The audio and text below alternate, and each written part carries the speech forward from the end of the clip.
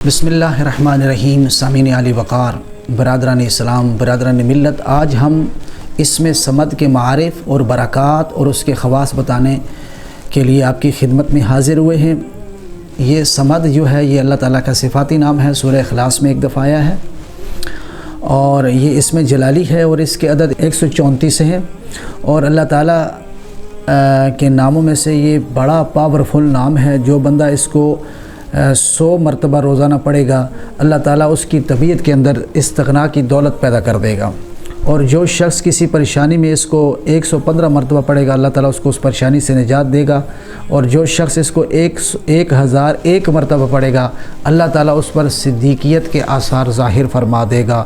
اس نام کو پڑھنے کے بے شمار فوائد ہیں اور یہ ولیوں کا وظیفہ ہے.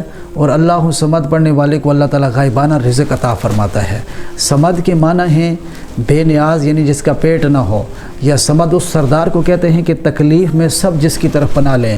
اور یقیناً کائنات ساری ہر مصیبت و تکلیف میں اللہ ہی کی اوٹ اور اس کی پناہ ڈھونڈتی ہے.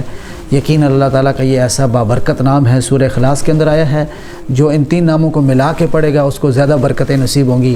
یا اللہ ہو، یا احد ہو، یا صمد ہو.